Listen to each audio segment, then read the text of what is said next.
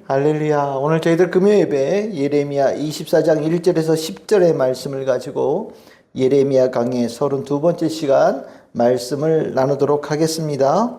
오늘 이 말씀은 1절에 보시면 이 배경이 나옵니다.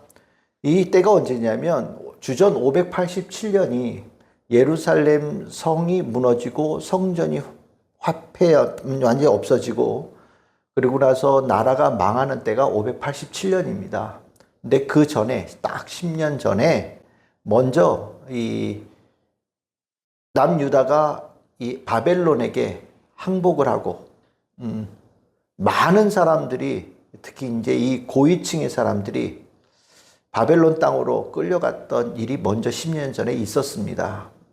그 10년 전에 있었던 그 사건, 주전 597년에 있었던 그 사건에서 실은 이 사건에 대한 해석들이 당시 유대 사회와 예루살렘 성 안에 있는 사람들에게 분분했던 것 같아요. 뭐 다 끌려가진 않았으니까요. 일부의 사람들이 이제 줄줄이 잡혀서 어디인지도 모르는 대로 포로로 끌려가고 많은 사람들은 이제 예루살렘 성에 남아 있고 유다 땅에 그냥 살았겠죠. 그러다 보니까 이제 이 잡혀간 자들과 남아있는 자들 중에 하나님께서 좀 더 좋게 보시는 쪽이 어느 쪽이냐? 누가 잘했고 누가 못했느냐? 이제 예레미야가 막 그동안 심판의 말씀을 막 전하다 보니까 처음에는 잘 안 믿었지만 어쨌든 그런 일이 일어난 거잖아요. 그러다 보니까 이제 누구 탓이냐를 찾기 시작한 거예요.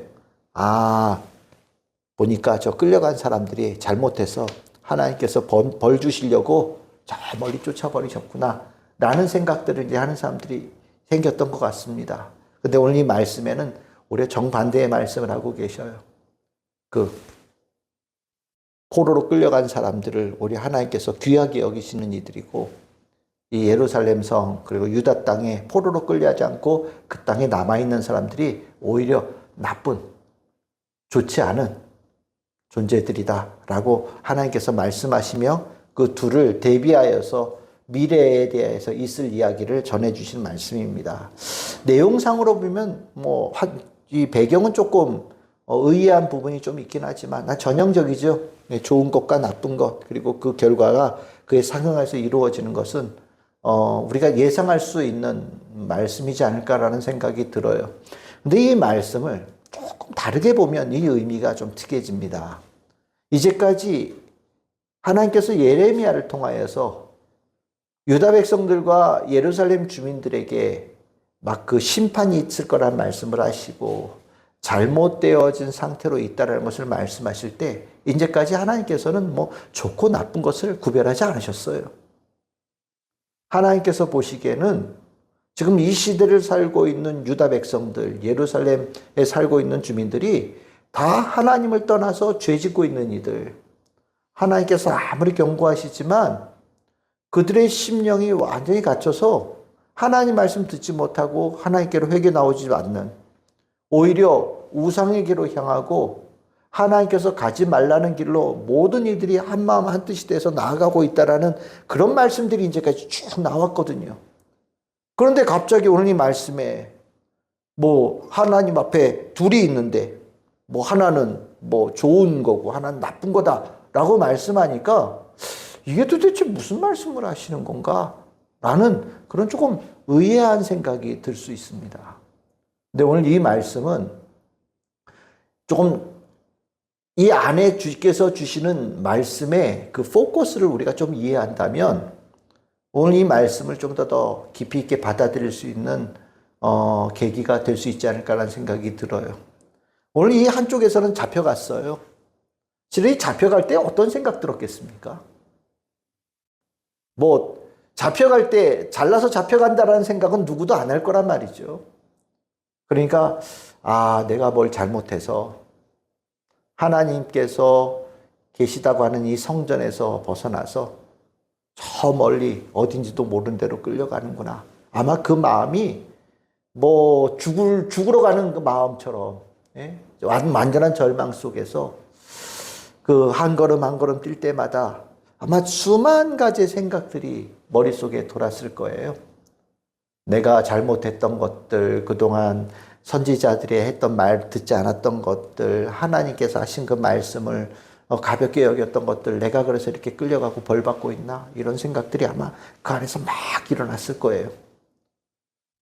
반면에 안 끌려간 사람들은 어떠냐? 내가 그래도 하나님 앞에서 잘했나 보다. 그러니까 다 끌려갈 때 나는 끌려가지 않은 자 되어지고 오늘 집에 있게 되어지고 이 땅에 계속 머물게 되어지고 그래 나는 하나님께서 좀 나를 이쁘게 보셨나 보다. 그러면서 안심하고 아 내가 그동안 잘했구나 라고 자신을 갖다 이렇게 쓰다듬어 주기도 하고 아마 그런 반응들이 있었지 않았을까 싶어요. 근데 중요한 거는 하나님의 눈에는 다 똑같은 사람들이라는 거예요. 다 하나님의 눈에는 다 하나님께서 보시기에는 다 문제 있는 사람들인 거예요. 여기 뭐 좋고 나쁘고를 얘기했지만 실은 이제까지 하나님의 말씀으로 본다면 지금 여기 하나님 앞에 있는 이 무화과는 다 못 먹을 무화과예요. 다 쓸모없는 무화과입니다. 누구는 좋고 누구는 나쁜 게 없는 존재들이에요. 그런데 오늘 하나님께서는 오히려 내가 뭔가를 잘못했구나라고 끌려가는 이들에 대해서는 하나님께서 좋은 무화과라고 얘기를 하시고 우리 이 땅에 남아있으면서 나는 안전하다, 평안하다, 내가 그동안 잘한 거구나 라고 생각하는 이들은 아주 먹지도 못할 나쁜 무화과라고 하나님께서 평가하신다라는 거죠. 결국 여기서 우리가 중요하게 봐야 되는 것은 우리가 하나님께서 우리에게 원하시는 이 모습은 우리 안에 내가 평안하다, 잘 살고 있다, 끄떡없다 이런 것이 아니라 늘 언제나 깨어있는 영으로 하나님 앞에서 나는 죄인입니다. 내가 부족합니다. 내가 하나님의 뜻을 온전히 이행하지 못합니다. 저의 약한 마음과 저의 정력을 이겨내기에 저는 턱없이 부족한 사람입니다. 하나님의 말씀을 따라가는데 어렵기도 하고 때에 따라서는 어긋나는 길을 스스로 택하는 적도 너무 많았습니다. 참으로 저는 주님 앞에 설 수 없는 죄인입니다라는 이 모습을 하나님께서 더 귀하게 보신다는 걸 말씀하고 있는 거예요. 이게 내 스스로 내가 나쁜 놈이야 자책하는 걸 얘기하는 게 아닙니다. 하나님 앞에 그 누구도 하나님 앞에서는 잘난 자, 온전한 자, 바른 자, 하나님 앞에 우뚝 설 수 있는 자가 아무도 없지요.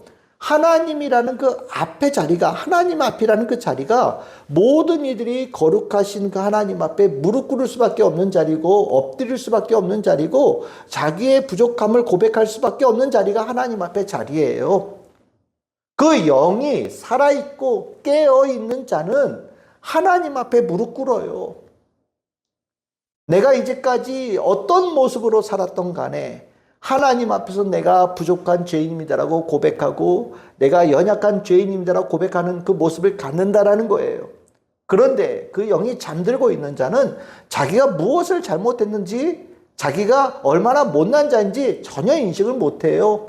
하나님 앞에서도 자기를 드러내고 하나님 앞에서도 자기의 꼿꼿하게 서 있고 하나님 앞에서도 나는 당당하게 설 수 있는 자격을 갖춘 자라고 자기 스스로 생각한다라는 거죠.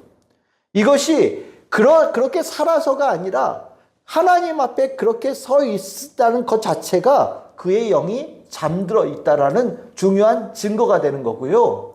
하나님 앞에 보이지 말아야 될 태도를 가지고 있는 자가 되어진다라는 거예요. 오늘 하나님은 똑같이 못난 무화과인데 하나님께서 그 가운데에 하나님께 그 어려움 가운데서 자기가 죄인임을 깨닫고 자기의 부족함을 깨달아서 내가 죄인이다라고 고백할 수 있는 자를 구별하고 계신다라는 것이 중요한 거예요.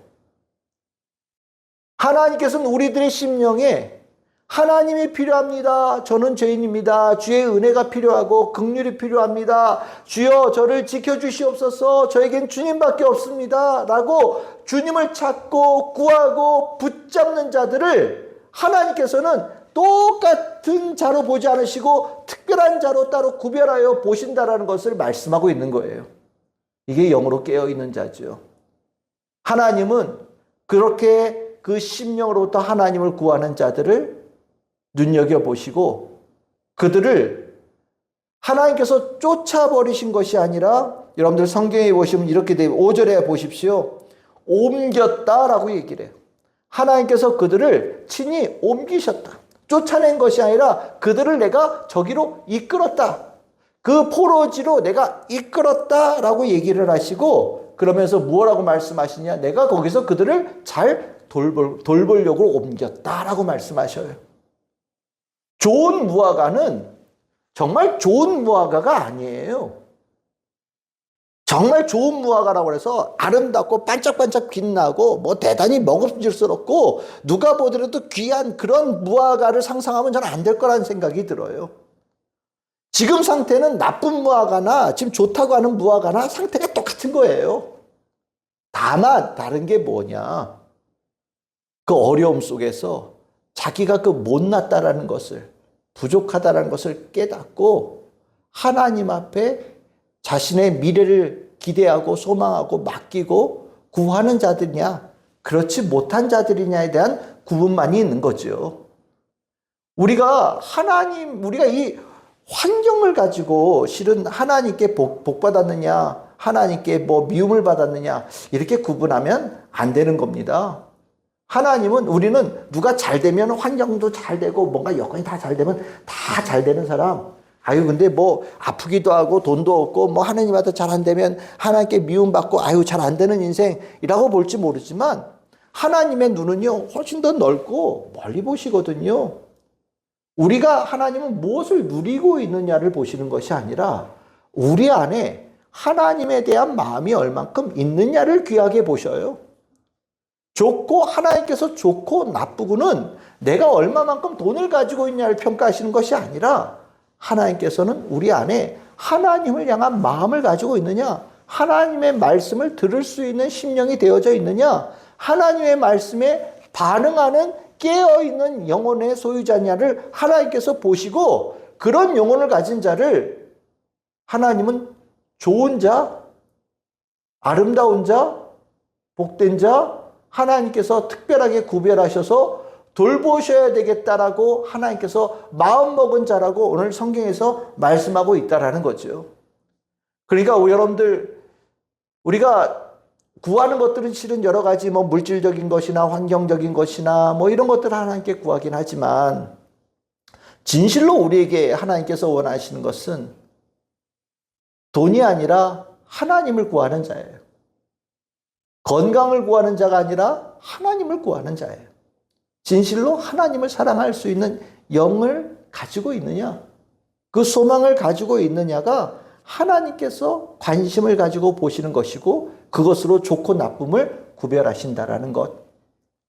결국 우리가 신앙생활을 하면서 내가 하나님께로 받은 돈을 자랑하거나 하나님께로부터 은혜를 받아서 뭐 형통한 것을 자랑한다면 실은 그것은 한 두 단계 떨어진 자가 되는 거고요. 진짜 자랑할 것은 하나님의 말씀에 내 영혼이 깨어서 듣는 자가 되어지는 것. 하나님을 진실로 사랑하고 신뢰하는 자로 늘 살아가는 것. 어떤 환경 속에서도 하나님과 가까이 있음을 소망하는 자가 되어지는 것. 특별히 어려움 속에서 더 가까이 들려주신 하나님의 뜻과 음성을 찾고 하나님을 붙잡는 자가 되어지는 것. 하나님께서 정말 원하시는 모습이라는 거 우리가 꼭 기억해야 될 필요가 있겠습니다. 두 번째로 그러면 하나님께서 이 무화과들 다 별 볼 일 없는데 하나님을 향한 그 마음을 가진 자들을 옮겼다. 그리고 그들을 돌보려고 옮기셨다라고 얘기를 하죠. 그럼 하나님은 그 돌봄을 통하여서 정말로 무엇을 원하시는가? 오늘 6절에 보시면 이런 얘기가 나옵니다. 내가 그들을 돌아보아서 좋게 하려고 한다. 내가 그들을 돌아보아서 좋게 하려고 한다라고 말씀하셔요. 이게 무슨 말씀이냐면 지금 상태는 형편없이 깨져서 정말 형편없는 그런 상태예요. 근데 하나님께서 그들 안에 하나님의 말씀을 반응하는 가능성을 보셨다라는 겁니다. 그래서 그 가능성으로 하나님께서 그 가능성을 하나님께서 성취의 시작으로 삼으셨다라는 거예요. 그래서 그들을 이렇게 옮겨서 돌보시는데, 그 돌보신다는 게 뭐냐? 하나님께서 집중적으로 그들을 갖다가 지켜보시면서 좋게 만드신다. 하나님께서 그들을 제대로 된 자로 회복시키는 그 일을 하신다라고 말씀하시는 거예요. 우리가 하나님께 마음이 있는 자는요, 실패도 복이 되어지는 이유가 바로 그거예요. 하나님께 영이 깨어 있는 자가 고난을 당하는 가운데도 축복이 되어지는 이유가 바로 그거예요. 하나님께 마음이 열려 있고 하나님의 말씀에 사모하는 그 심령을 가진 자는요, 하나님께서 그를 고난의 과정이라는 것을 통과하시면서 무엇을 하시느냐? 그가 하나님께 집중적인 훈련과 하나님의 집중적으로 돌보심을 경험하는 시간으로 그를 만지시면서 그를 좋게 만드시는 과정으로 삼으신다라는 거예요. 고난이 하나님에게 마음이 없는 자는 그냥 고난이 고난이에요. 망하는 길이고 힘든 길이고 어려운 길이에요. 소망이 없는 길입니다. 근데 하나님의 말씀에 귀가 열리고 영이 깨어 있는 자는 그가 당할 그 고난은 다시 회복되어지는 고난이고요, 더 아름다운 존재로 재건설되어지는 시간의 고난으로 하나님께서 만드신다라는 거예요. 그래서 하나님의 보시기에 가장 축복되어진, 하나님의 모든 축복을 풍성하게 받고 누릴 수 있는 자로 만드는 과정으로 그 고난의 시간들을 사용하신다는 것이 오늘 하나님의 말씀이거든요. 그러면 하나님께서 보시기에 가장 좋은 상태가 뭐냐? 오늘 그 뒤에 나오는 말씀이에요. 여러분들 7절입니다. 이게 핵심이에요. 내가 여호와인 줄 아는 마음을 그들에게 주겠다. 이게 무슨 뜻일까요? 내가 여호와인 줄 아는 마음을 그들에게 주겠다. 우리가 반드시 알아야 될 것이 있죠. 그게 구약 성경에서는 많은 예언자들이 가르쳤던 내용인데, 여호와를 알라라고 명령하는 거예요. 하나님을 아는 것이 그 인생의 길이 열리는 거예요. 하나님을 아는 것이 그 인생의 대로가 열리는 거예요.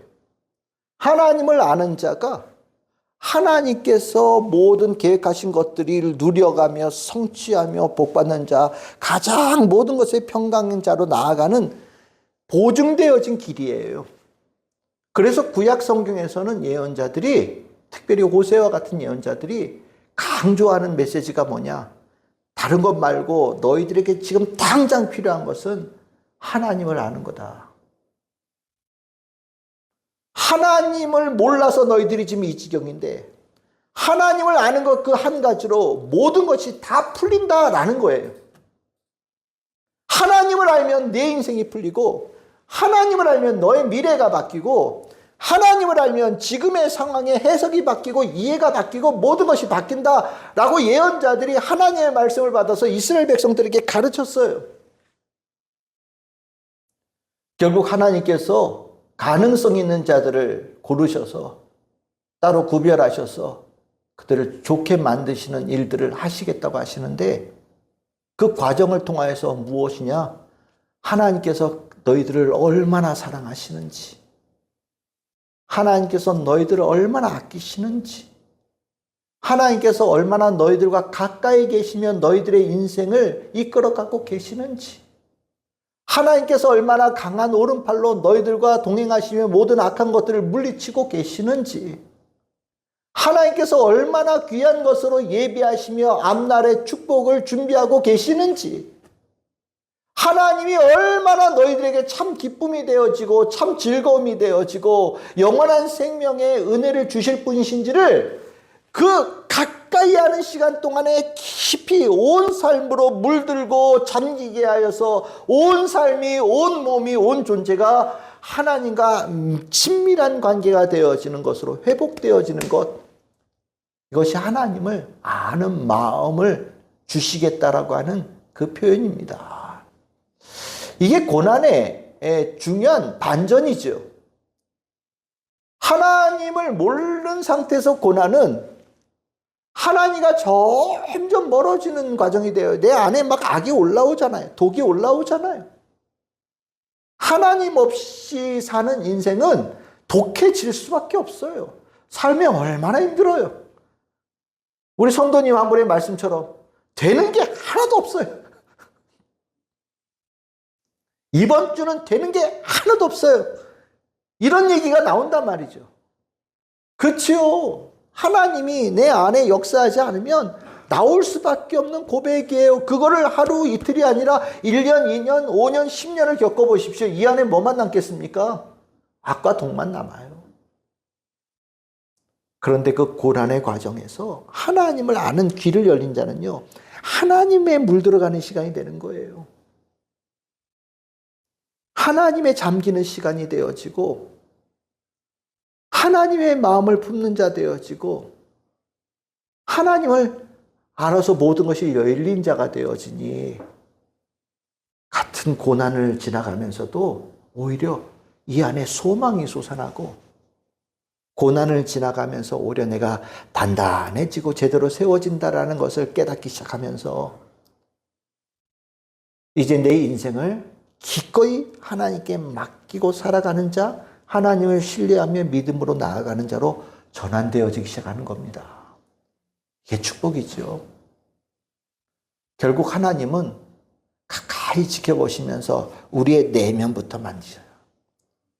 겉이 아니라 먼저 그 겉에 세수시키시고 뭐 이런 게 아니라 우리의 내면에 하나님의 말씀, 불덩어리와 같은 말씀, 바위를 부수는 그 방망이와 같은 말씀을 내 안에 집어넣으시고 그 말씀을 통해서 나를 그 존재의 근원서부터 조금씩 하나님의 불길로 태우시고 정화시키시고 바르게 만들어 가신 일들을 하신다라는 거죠. 그런 내 마음이 바뀌고 생각이 바뀌고 가치관이 바뀌고 판단이 바뀌면서 내가 살아가는 길에 누구와 함께 할 것인가, 누구를 신뢰하며 갈 것인가에 대한 삶에 대한 모든 것들이 바뀌는 완전히 삶의 내 존재 전체가 바뀌어지는 역사가 일어나는 겁니다. 오늘 이 7절의 말씀은 실은 예레미야의 가장 중요한 말씀이라고 할 수 있는 예레미야 31장 31절 34절 새 마음 새 언약으로 이어지는 말씀이 되어지는 거예요. 내가 너희들에게 새 마음을 주겠다. 그리고 내가 새로운 언약을 세워서 내가 너희들 내 백성 삼아서 내가 갈 거다. 우리가 이 하나님께서 우리를 하나님 사랑하는 자에게 하나님께서 그들의 그 과정을 통하여서 이루고자 하시는 이 놀라운 변화를 우리 성도님들이 꼭 알기를 원해요. 이 은혜를, 이 축복을 우리가 알면 내 삶의 모든 것들이 선함과 의로움이라는 것을 확신하게 되어지고 하나님 안에서 절망이 아니라 소망을 가지고 살아가는 자로 굳건히 설 수 있는 축복을 얻습니다. 우리 성도들에게 그 은혜가 충만하기를 소망합니다. 그럼 이제 우리가 한 가지 더 봐야 될 것이 있죠. 그 뒤쪽에 나쁜 무화과에 대해서는 아주 신랄한 평가가 나와요. 먹지도 못하고 쓸모도 없고 가는 데마다 저주가 되어지고 수치가 되어지고 사람들 입에 오르내리면서 욕 듣는 자 되어진다. 말할 것도 없는 비참함이에요. 그런데 이게 잘 생각해 보면요. 너희들은 나쁜 무화과니까 더 이상 소망이 없어. 이런 말씀이 아니라는 게 느껴지기 시작합니다. 똑같은 나쁜 상태였다니까요. 그런데 포로로 끌려가면서 그들 안에 하나님을 찾는 마음들이 일어나고 있어요. 하나님은 그 형편없는 그 무화과들이 그 속에서 일어나는 하나님의 말씀에 귀가 조금 열리는 그 가능성을 보시고 그들에게 놀라운 은혜를 베푸셔서 가장 좋은 상태로 바꾸시겠다, 만들어주겠다라는 약속을 주시는 거거든요. 지금 현재 포로로 끌려간 사람들 말고 예루살렘의 주민, 남아있는 사람들 여전히 나쁜 사람들이에요. 근데 이들은 한 가지 더 문제가 있는 것은 자신들이 잘하고 있다는 착각 때문에 회개도 없고 반성도 없고 하나님의 말씀에 아직도 귀도 안 열려 있어요. 자신들은 좋은 무화과라고 착각하고 있지만 세상에서 가장 못난 무화과, 형편없는 무화과인 줄라는 것이 하나님의 시각이에요. 그 상태로 계속되어진다면 정말 못 쓸 것으로 끝날 거예요. 하지만 포로지에 끌려간 정말 형편없던 그들이 하나님의 은혜를 입어서 소망 가진 자로 아름답게 회복되어졌다는 이야기가 만약에 이들에게 귀에 들리고 그렇게 그들처럼 하나님의 말씀에 귀가 열린 자가 되어진다면 지금 현재는 나쁜 무화과라고 하나님께서 평가하셔도 이들에게는 소망이 있는 거지요. 결국 이 이야기는 이렇게 보니까 좋은 무화과 따로 있고 나쁜 무화과 따로 있는 게 아닌 거예요. 다 형편없는 무화과인데 그 중에 하나님께서 보시는 요만한 가능성 하나로 하나님께서 좋은 무화과가 되어지는 과정을 가고 있는 자들이 있는 것이고요. 아직 그것을 몰라서 여전히 나쁜 무화과 상태로 있는 자들이 있는 거예요.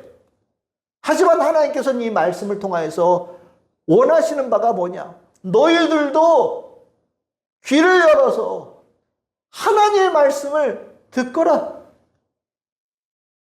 하나님의 인도하심에 너희들의 삶을 내어 맡기는 자가 되거라. 그럼 너희들 이 세상에서 가장 쓸모없는 무화과 나무로 현재는 있을지 몰라도 머지않아 하나님께서 집중적으로 너희들을 돌보시는 은혜를 입어 세상에서 가장 좋은 무화과 열매로 너희들이 바뀌어지는 은혜를 입을 거다. 라는 그런 말씀으로 이 말씀이 해석되어지면서 결국 엔딩은 모든 무화과 열매가 좋은 무화과 열매가 되어지기를 바라시는 하나님의 뜻이 가득 담긴 말씀으로 이해될 수 있겠다라는 생각이 드는 겁니다. 어떻게 이 말씀 이해가 되십니까? 하나님은 우리는 가능성이 없음을 판단하고 구별하는 것을 우리는 똑똑함이라고 여길지 모릅니다. 하지만 하나님은 모든 사람들이 불가능이라고 얘기하는 것들을 가능으로 바꾸시는 뜻과 의지와 능력을 가지고 계시고 그렇게 되어지기를 원하시는 계획을 가지고 계신다는 것을 성경에서 말씀하고 있어요. 다만 그러기 위해서는 그 영이 하나님의 말씀에 반응하는 자가 되어야 돼요. 깨어있는 자가 되어져야 됩니다. 영이 깨어있으면 가능해요. 아주 자그마한 그 깨어있음도 가능해요. 하나님께서는 그것을 통해서 역사하셔요. 근데 영이 잠들면 돈이 아무리 많아도 아무리 건강해도 세상에서 형통하여도 소용없어요. 영이 잠들면 하나님의 말씀에 반응하지 못하는 점점 잠들어가는 영혼으로는 어떤 소망도 찾을 수 없다는 것을 우리는 성경을 통해서 반드시 깨달아야 됩니다. 오늘 우리가 금요일 저녁 이렇게 기도하는 것, 영이 깨어있는 이들의 기도의 자리고 예배의 자리라고 저는 생각을 합니다. 저는 우리 성도님들이 다 주의 말씀에 깨어있고 또 그 하나님 말씀에 심령에 담고 순종하는 자로 살아가고 있기를 바라고 또 그렇게 살아가고 있다고 기대하고 저는 목회를 합니다. 그런데 세상의 물결이 너무 세서 하나님 앞에 그 참 조그마한 깨어있는 영혼조차 자꾸 뺏어가려고 하는 세상의 악함들이 있잖아요. 그래서 많은 사람들이 하나님께는 잠든 자가 되어지고 세상에는 점점 깨어있는 자가 되어지는 모습들로 이렇게 가고 있는 모습을 간혹 봅니다. 우리 참 즐거운 교회가 하나님 앞에 깨어있는 성도들, 하나님의 말씀에 그 영혼이 크게 반응하는 교회예요. 하나님께서 참으로 기뻐하시며 지켜보시며 좋게 만들어 가시는 하나님을 아는 마음을 깊이 주님께로부터 받는 그런 교회의 성도가 되어지기를 원합니다.